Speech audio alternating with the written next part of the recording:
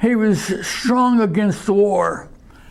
And he said to us, almost with tears in his eyes, you should serve your country, but do it in the kitchen, in the medical corps, whether you don't carry a gun. He wished we wouldn't go, but he always allowed us to go to the church we wanted and to be a good citizen, which we think we were. But he's not, to be honest, to answer your question, you ever hear of Jehovah's Witnesses? That's what he was. He didn't believe in war. He was wounded in World War I in his left hand. Not serious, but wounded. And he tried to discourage us from bearing arms. We didn't really pay attention to him. We did what we were told to do. We both went, my brother was in the Navy in combat situations, and I was in the Army. I was drafted. I went with a bunch of fellows from Warren to Jamestown to inquire about the Navy. But I'm guilty of procrastination. We're thinking about this, thinking that, before you know, to get my draft. So to answer your question, I was drafted in December. I was drafted in December of 42 until December of 45. Was there a conversation about, hey, we now got to get involved in the war? Most of us were of that line of thinking, except one man, a good student, a tremendous athlete. He was a tumbler. He was great. He was first in several sections. He could tumble. He could do anything. But he was strongly against the war. In fact, he will not serve. They got the teachers to talk to him, the principals, Mr. Bathurst, Mr. Rossman. He didn't budge. His philosophy coincided with my father's. War does no damn good. My father come out of World War I with a thought, this is the war to end all wars. Think of Korea, Vietnam, you could go on and on, yeah. But I don't want to go in that direction. I still want to serve my country if I was 100% convinced we were doing the right thing. I'm not sure we always did. When I left New Cumberland, I went to Fort Bowie, Texas, which is basic training, which makes it tough for you, so you get hardened mentally and physically.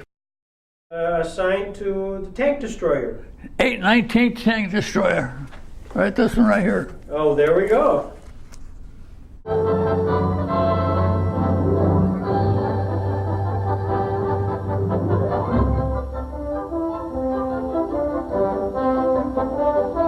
What duties did you have there? Well, when I first got in, you don't pick what you want. They tell you what to do. Right.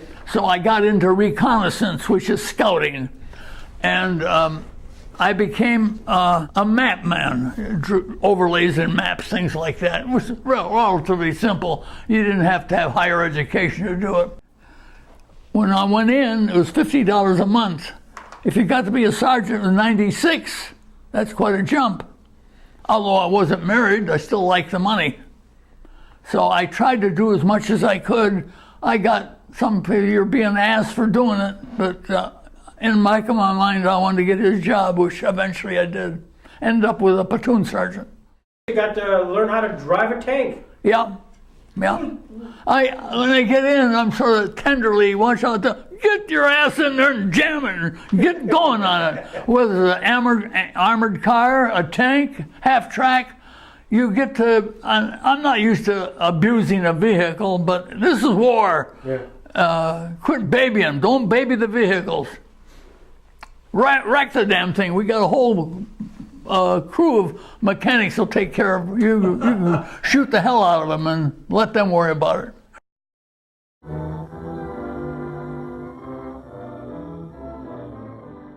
We covered 6 or 7 islands. Let's see, Hawaii, Narragansett, Peleliu. I spent 7 months on Peleliu. And I want to make it clear, you're not looking at any hero. Ours was a mopping up operation. There's pictures here of us looking through caves. Well, first of all, when we landed, sir, the general or colonel, whoever it was, this island is considered secure. Secure militarily means all organized enemy resistance is under control. But there'll be a few stragglers, so keep your eyes peeled. Right. We did. And you go kind of carefully, make some noise to see if there's anybody in there. I never caught any, but the battalion to which I was attached caught 2, and they're ready to say the hell with it. They're ready to give up. That was they made them wash dishes or do errands. I didn't want them abused. That's my nature. I can't see abusing a prisoner anymore than I want them to do that to me.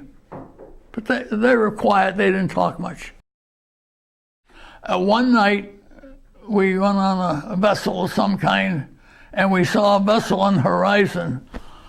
Holy, you get goose pimples when you see one. You don't know. And they tried to establish communications.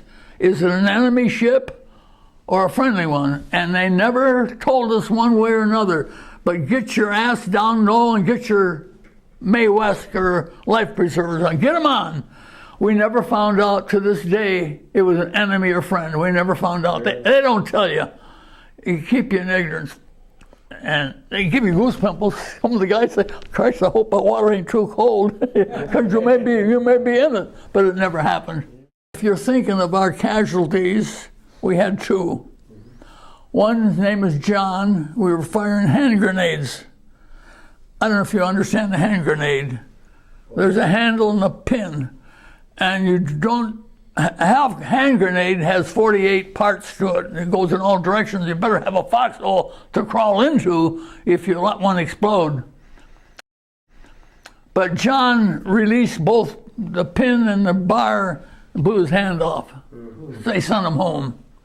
The other one was, and I feel particularly bad about this one, he was a close friend of mine, Earl Boondorf from Iowa. We got very close, and he was old. We call him Pappy. He was 38 years old. Our outfit consisted of 20, 21, 22. So Pappy was an old man, and he was trying to learn how to swim. And this is on Peleliu. And see, they didn't do this right. They sent him out with us guys, keep an eye on him. Well, no one person or group was to watch him. Look at him once in a while. He disappeared. And never found him. Got a boat and looked all over, but some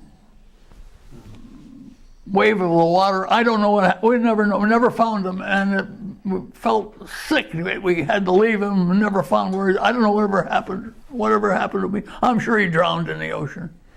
They did promote him though. He was a PFC, and they promoted him so his survivors would get a better benefit. But I always felt particularly bad for him. What was your dad's letters like? I mean, here we know what. Well, my dad didn't write as often as my mother. He did write, but not as often as my mother. My mother was a mother, and we're worried about. Not that Dad wasn't worried.